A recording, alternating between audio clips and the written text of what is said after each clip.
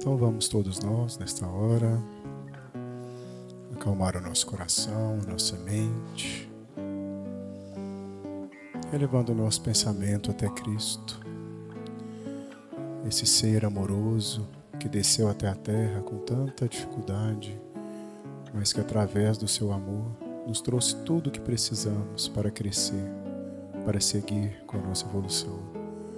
Mestre Jesus, que a tua luz possa nos envolver, nos trazendo a cura da matéria, o alívio para o coração e a calma para a nossa mente. Que toda essa energia possa nos envolver, trazendo tudo o que nos é necessário, permitindo assim caminhar com mais fé, com mais amor, fazendo, Mestre Jesus, tudo aquilo que o Senhor nos ensinou. Que Jesus nos ampare, nos abençoe nesta noite. E antes de eu começar o nosso estudo de hoje, eu gostaria apenas de externar as minhas melhores vibrações de gratidão pelo Sr. Fábio, que foi um grande trabalhador desta casa, que já se encontra na pátria espiritual, a quem eu sou imensamente grata por tantas vezes que eu fui bem recebida aqui nessa casa. E ele de um carinho, um desvelo, uma amorosidade no agir, no falar, no sentir, no pensar. Realmente era, pelo menos para mim, um exemplo vivo da caridade. Então, Sr. Fábio, meus agradecimentos. E hoje nós vamos falar sobre o poder da caridade. Quando nós falamos de poder, o que nos vem à mente? É uma imposição, né? É a primeira coisa. Poder é uma capacidade de se impor, é impor uma vontade, é fazer com que alguma coisa prevaleça. Então, se eu digo que a palavra final é de fulano, quer dizer que ele tem o poder de decidir, concordam? Poder, portanto, é a atribuição de fazer prevalecer. E por que a caridade tem poder? Já pararam para pensar nisso? Muitas vezes nós enxergamos a bondade, a indulgência, o perdão, que são requisitos, atributos da caridade, e virtudes, excelentes virtudes do espírito, nós consideramos pessoas boas muitas vezes fracas, pusilânimes. Nós duvidamos da justiça divina. O amor e a caridade integram simplesmente o conceito de justiça. Imagine os senhores se nós pagássemos tudo o que nós devêssemos para a vida. No decorrer de tantas existências, desde a época em que habitamos mundos primitivos e depois passamos para o mundo de provas e expiações, nós ainda cometemos erros. Estamos atualmente numa fase de começar a quitar débitos, de resgate, de expiações, mas ainda assim cometemos erros. Se na contabilidade divina nós tivéssemos que pagar tudo o que nós realmente devemos, a gente nunca quitaria. E é por isso que entra na contabilidade divina o amor e a caridade. O amor e a caridade são o maravilhoso desconto. A compaixão, a indulgência, a misericórdia divina atuando em nossas vidas para que a verdadeira justiça se estabeleça entre nós. Justiça e não vingança. Ao contrário de o que muitos de nós desejamos, né? Vingança. A caridade e a fé, como foi lido agora anteriormente, nós podemos perceber que a fé é a nossa relação com Deus, enquanto que a caridade é a nossa relação uns com os outros. E nessas duas máximas, fé e caridade, nós podemos perceber que se encerra o grande princípio da vida e da felicidade. Amai a Deus sobre todas as coisas e ao próximo como a ti mesmo. Fé e caridade, portanto, resume o nosso trilhar, o nosso bem viver e garante a nossa proteção. Então, caridade que o Espiritismo veio resgatar e fazer da caridade o pilar da doutrina, veio resgatar as ideias do Cristo. O Cristo muito falou de fé e, mediante as curas, as graças que ele dispendia, ele aumentava a fé das pessoas. E por meio de tantas curas e tantas graças, a caridade era colocada em prática. Então, a caridade, ela é a nossa salvação, porque salvação é deixar a salvo. Salvação significa proteção. Se nós tanto desejamos proteção espiritual e material, nós precisamos observar os postulados da caridade. E, afinal de contas, o que seria a caridade? A caridade, lá na questão 886 do Livro dos Espíritos, ela é subdividida de forma didática. Claro que ela não se resume a isso, mas, de forma didática, caridade é benevolência para com todos, indulgência para com as imperfeições alheias e perdão das ofensas.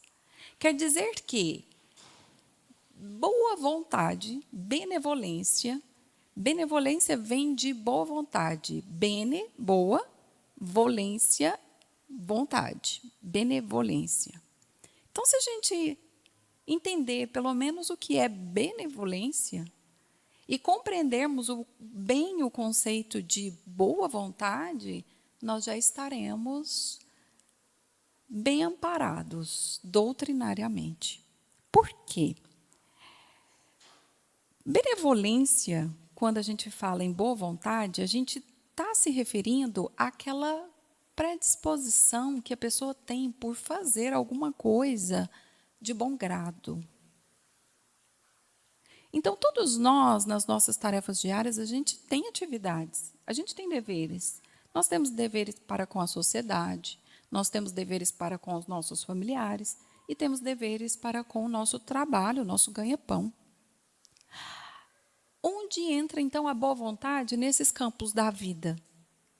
Boa vontade é fazer bem o nosso dever. Boa vontade é colocar-se à disposição, é colocar-se disponível. Boa vontade é fazer mais do que se pede. Então, vejamos uma pessoa que tem por dever fazer o café. Em que momento a gente vê boa vontade no fazer o café? Quando a pessoa sabe do dever que tem, ninguém precisa nem pedir. A pessoa vai lá e faz. E aí outros vão e pedem o café de novo. A pessoa vai lá e faz outro. A pessoa de boa vontade, além de fazer o café pontualmente, de forma caprichosa, ainda põe à mesa. Esse é o Filho de Deus de boa vontade. E bom, só Deus o é. Quem disse isso foi Jesus. Por muito tempo eu fiquei em dúvidas de como entender isso. Porque se bom, só Deus o é, o que nós estamos fazendo aqui? Quer dizer que a gente pode tentar ser bom tanto que for, que nunca vai ser bom o suficiente. E aí um grande amigo estudioso da doutrina explicou. Quando o jovem rico chegou até o Cristo para perguntar-lhe: bom mestre, que faço, que devo fazer para ganhar a vida eterna?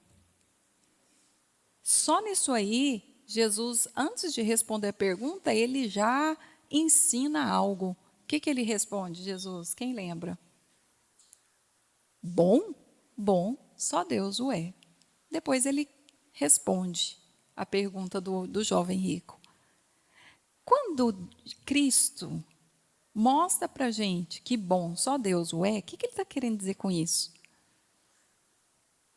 Nós nos achamos bons em muitas coisas. E nós somos muito bons mesmo em muitas coisas. Já evoluímos, já temos uma certa capacidade de amar, de renúncia, de abençoar a vida alheia. Isso é bondade. Temos, sim, muita bondade. Mas, quando Jesus diz que bom só Deus é como se Ele estivesse dizendo para nós: vocês não têm ideia do tamanho do amor e da bondade do nosso Pai. É muito maior do que a gente pensa. Nós estamos a todo instante recebendo graça divina. A graça divina está presente em muitos instantes da nossa vida, por meio da saúde.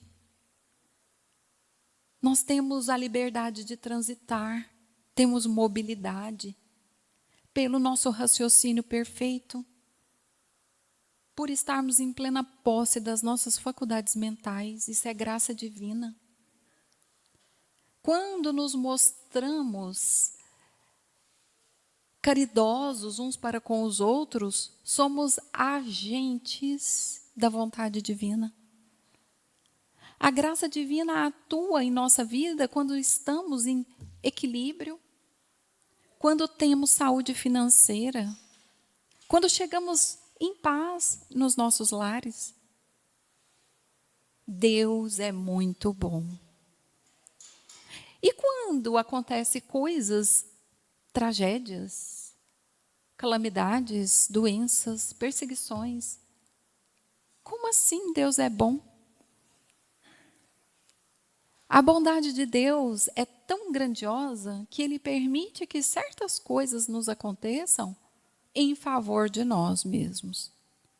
Sem um coração sensível pelas dores alheias, nós jamais chegaríamos na indulgência da caridade.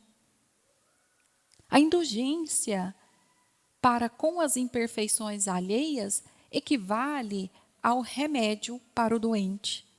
Só precisa de indulgência, meus irmãos, quem está em erro. Nós só precisamos externar misericórdia e compaixão para quem peca, para quem erra, para quem ofende, para quem prejudica. O antídoto, portanto, do julgamento é a indulgência. Sem indulgência nos nossos corações, sem compaixão, não temos a mola propulsora para fazermos algo por alguém.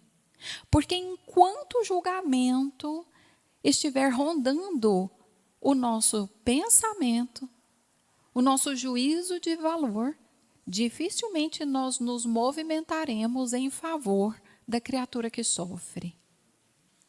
A misericórdia, portanto, é a barreira, é o que impede a gente de julgar. Aquele hoje que precisa do nosso auxílio, seja ele qual for, ele conta com a misericórdia divina. Ele conta com os nossos favores. E nós somos centelhas divinas, somos filhos de Deus, irmãos uns dos outros. É por meio da misericórdia que nós auxiliamos. E é interessante porque o perdão é quase que intrínseco aí. O perdão das ofensas, assim como somos perdoados, diz a oração do Pai Nosso, por meio do perdão, simplesmente conseguimos transformar os nossos corações de uma forma energética tão poderosa que nos evita até mesmo uma obsessão. O perdão é libertador. O perdão é simplesmente libertador. Chico Xavier passou por uma experiência dessas. Essa história ela é contada no livro Lindos Casos de Chico, do Ramiro Gama. Quem conhece esse livro vai se recordar, vale a pena ler. São casos curtos, histórias maravilhosas de ensino de vida para nós. O Chico, ele era extremamente ocupado. Ele era um servidor público. Ele trabalhava das 7 da manhã às 5 da tarde e saía do trabalho e ia para os trabalhos mediúnicos e ficava até altas horas da noite. A vida do Chico simplesmente era trabalho. Certa vez, ele já tinha saído de casa bem cedinho e chegou no seu trabalho. Uma senhora foi atrás do Chico porque precisava falar com ele, precisava dos préstimos dele. Chegou na casa do Chico, não, o Chico não está, ele já saiu, foi para o trabalho. Ela foi até o trabalho do Chico.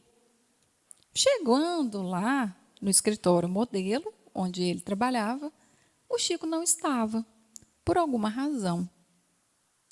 E aí, ela volta para a casa dele, ela volta para o trabalho, ela procura o Chico várias vezes no decorrer do dia e não encontra.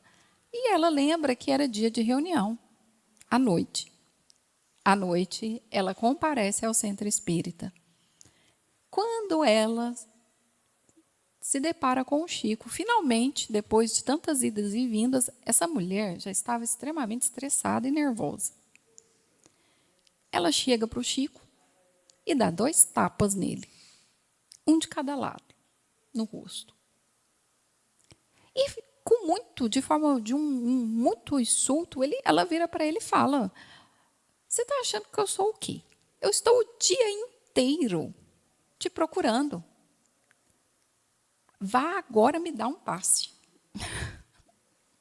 Depois de levar 2 tapas. Chico começa a chorar, fica indignado, mentalmente se recorre a Emmanuel. E Emmanuel conversa com o Chico. O Chico, eu não tenho razão? Pergunta para Emmanuel. A primeira vontade é de não dar esse passe, concordam? Mas ele tinha razão de não dar o passe? Ele não tem razão? Emmanuel, sim, você está com a razão. Ela com a necessidade. Deu um passe nela. Chico respira, se recompõe, levanta, com muita boa vontade, com misericórdia pela miséria moral daquela mulher, limpando o seu coração contra qualquer vingança, ele vai lá e dá um passe nela. No outro dia, Chico vai para o trabalho. E lá, com 2 olhos roxos, por conta do tapa. Os colegas perguntam: Chico, o que houve? Ah, meus irmãos, bati a cara na porta. Mas dos 2 lados, Chico? Era uma porta vai e vem.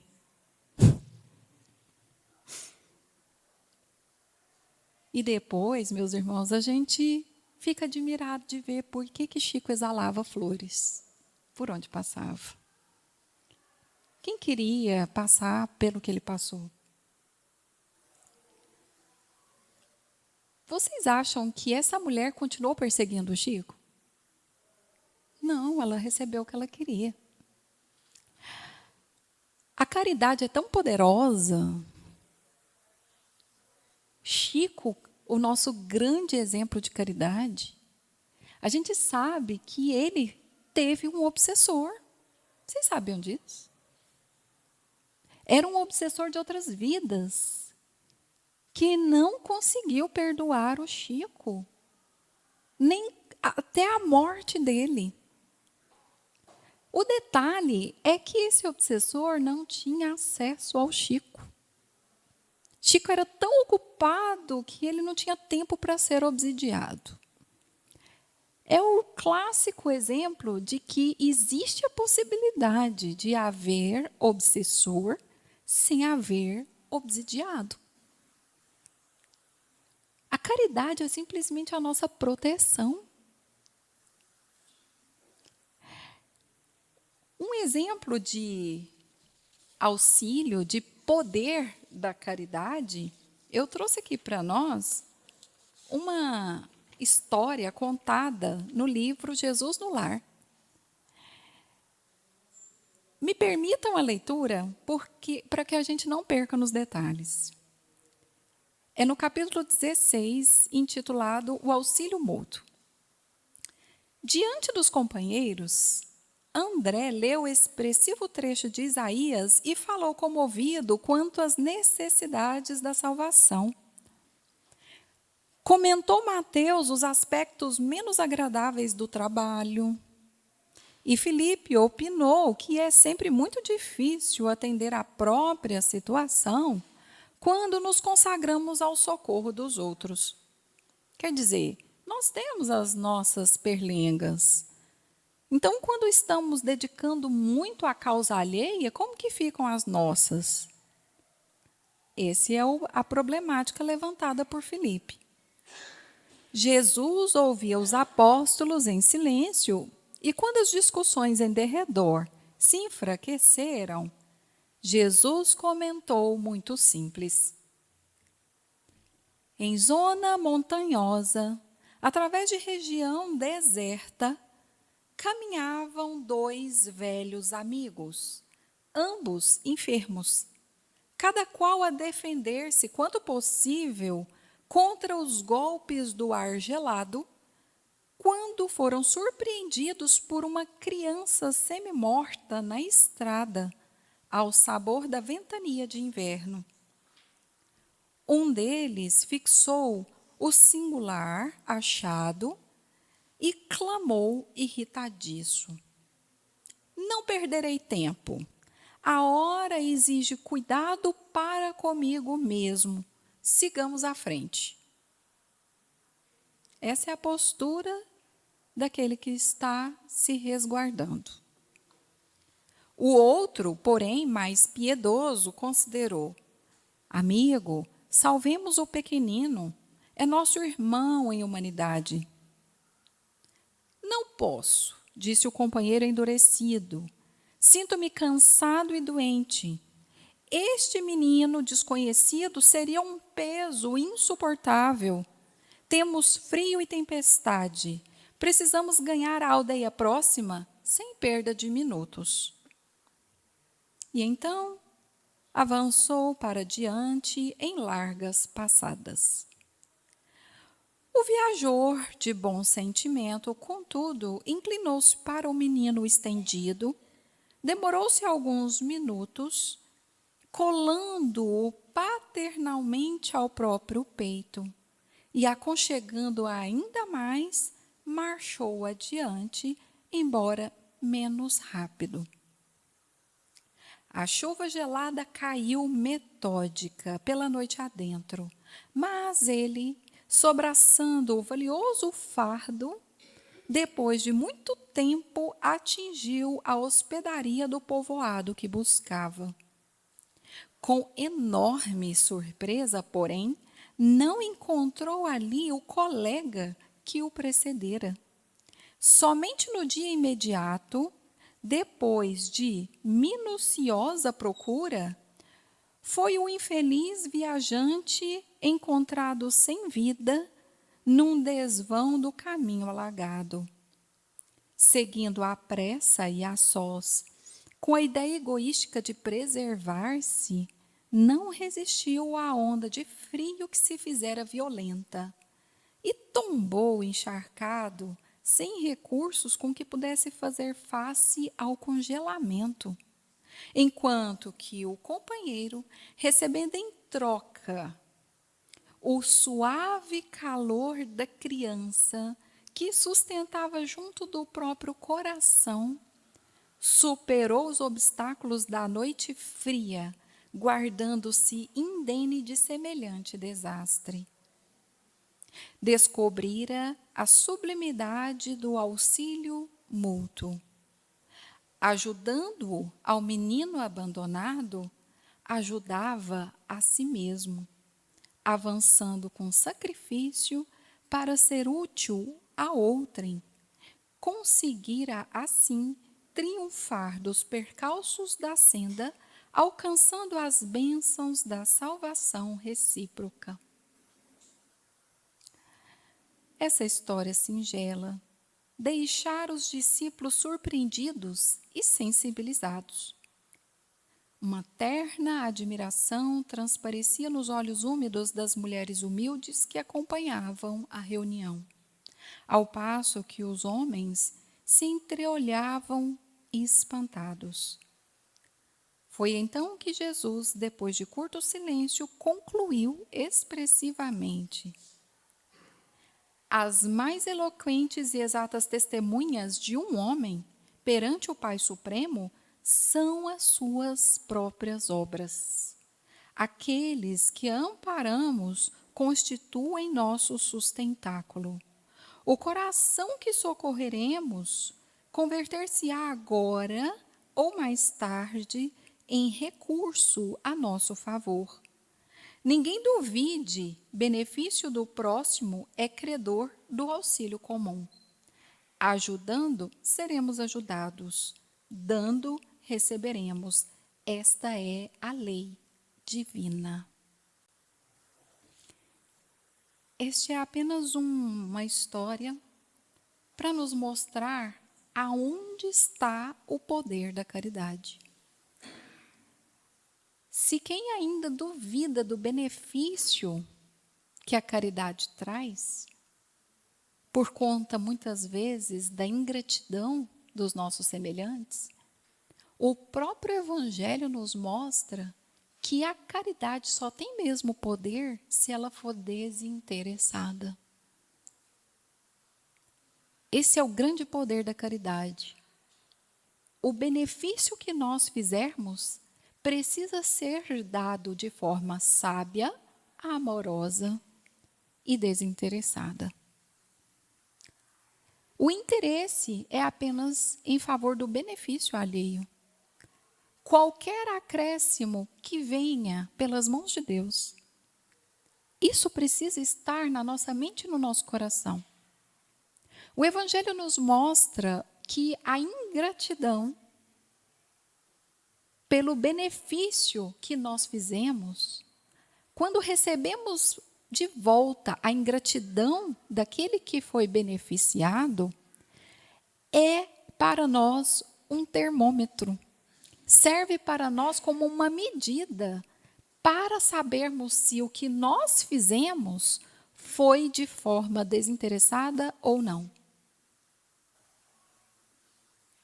Portanto, não nos preocupemos com a ingratidão alheia. Apenas façamos aquilo que está ao nosso alcance. Qual é hoje a nossa capacidade de amar? Se enquanto eu estiver incomodado ou incomodada com a falta de resposta positiva do outro, é sinal de que a gente precisa dosar a forma de doar. Nós ainda não temos a capacidade de fazer tanto pelo outro. A ingratidão, ela é maravilhosa para nos testar. E coitado daquele que é ingrato, porque é infeliz. Misericórdia para com aquele que recebe um benefício e não sabe multiplicar, ainda que devolver em forma de um muito obrigado. Esse ainda padece da enfermidade, do orgulho e do egoísmo.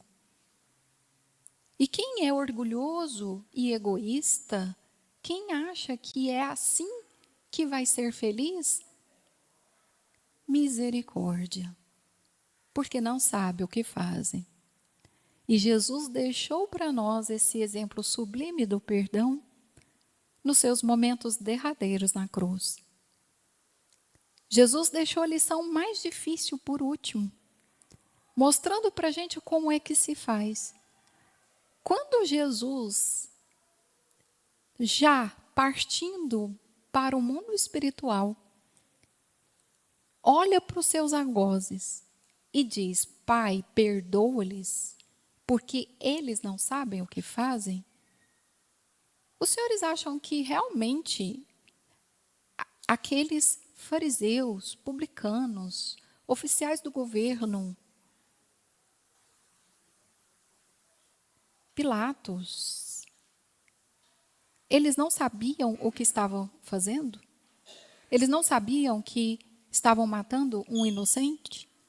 E da forma mais humilhante que a época permitia, que era matar, crucificar, prender numa cruz, colocando o Cristo entre dois ladrões, como se ele fosse criminoso. É claro que eles sabiam o que eles estavam fazendo. Quando Jesus diz, eles não sabem o que fazem, era como se ele estivesse falando assim: meus queridos algozes, piedade para o que ainda vem. Vocês não sabem o que os aguarda. Porque se soubesse, não teria feito. Era como se Jesus estivesse mostrando para nós que ofensas, prejuízos, traições, calúnias, injustiças, etc., etc., é tudo resgatado perante a justiça divina. Os nossos inimigos, os nossos perseguidores, caluniadores, ofensores, eles devem para Deus. Jesus mostrou que ele não estava dizendo eu lhes perdoo. Essa, pelo menos, seria o próximo passo nosso. Dizer eu perdoo já é grandioso. Dizer Pai, perdoa-lhes, é como se ele estivesse dizendo: a conversa já não é mais comigo, porque meu coração está limpo. A conversa, o acerto de contas com vocês, de vocês, é com Deus, é com a justiça divina. E não se preocupem, meus algozes, eu vou advogar a causa por vocês. Pai, eles não sabem, ameniza a pena. Jesus mostra para a gente que um coração limpo não se vinga. Um coração limpo é calmo, é confiante na lei de Deus, sabe esperar e sabe ajudar. Diante de uma sentença dessa, que obsessor teria coragem de continuar perseguindo o Cristo? Não tem obsessor que aguente tanto amor. É por isso que a caridade salva. A caridade coloca-nos numa proteção tão grandiosa, num estado de graça, que muda a nossa realidade. Muda a realidade nossa por conseguirmos ver a vida de uma forma mais bonita, mais colorida. Não com tanto peso e amargor, como é muito natural a gente ver pessoas que passam por situações muito tristes e dolorosas. Mas, nesse impulso de auxiliar o outro, a gente enxerga o amor em ação e coloca colorido nas nossas próprias vidas.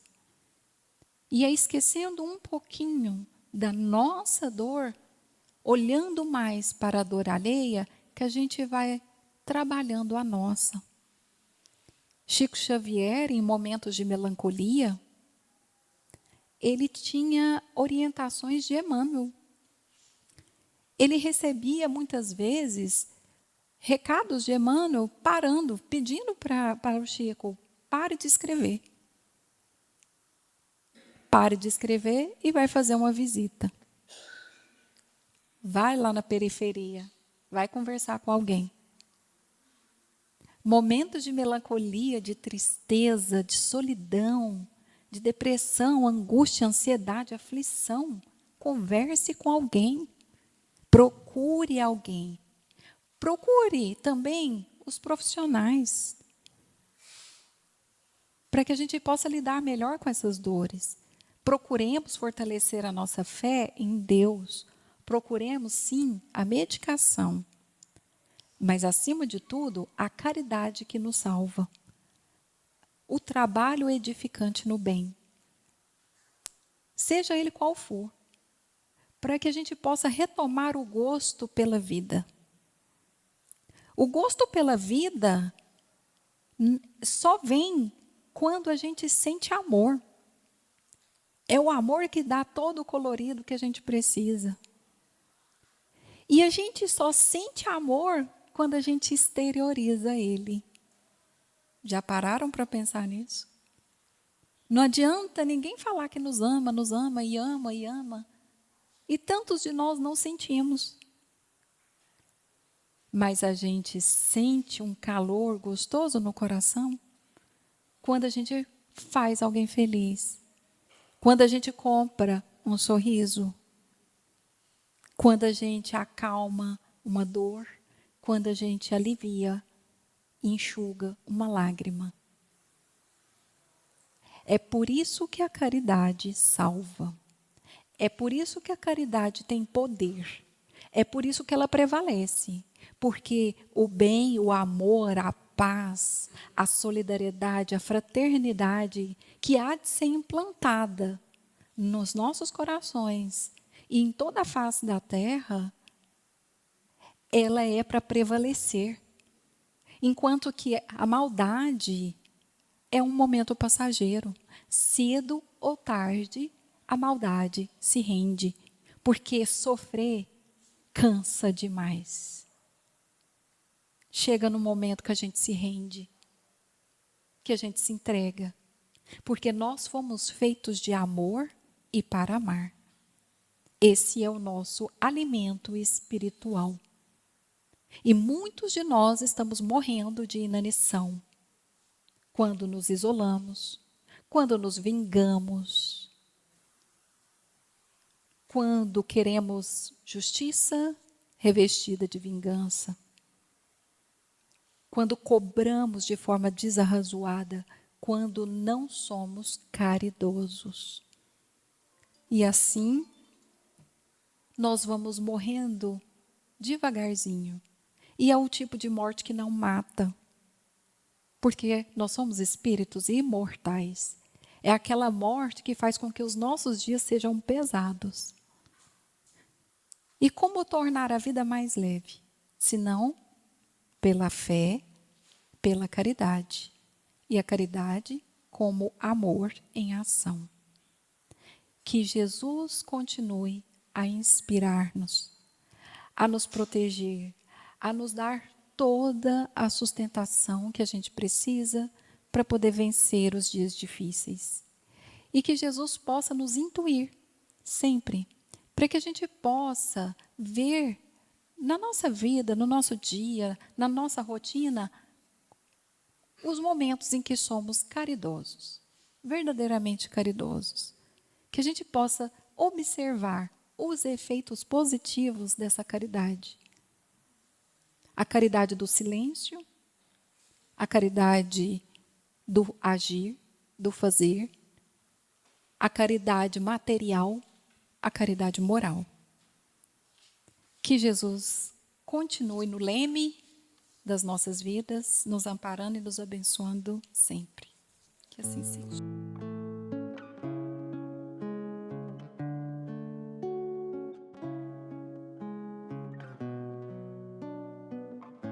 Então vamos nessa hora fechar os nossos olhos, elevar o pensamento ao Mestre Jesus e fazer essa reflexão da noite, desse aprendizado. Aonde estamos posicionados? Como estamos recebendo os nossos irmãos? Como a gente se recebe? Como que a gente se aceita, né? Mestre Jesus, rogamos do Senhor todo o recurso que necessitamos, o recurso da nossa matéria, do nosso espírito, da nossa mente, que nos fortalece, que nos ampara, que nos livra dos perigos. Mestre Jesus, que o teu amor possa nos envolver, aquecendo os nossos corações, permitindo assim que nos amemos uns aos outros, que aprendemos com perdão, com a caridade, com todos os seus ensinamentos. Que a sua vontade seja feita na nossa vida, agora e sempre.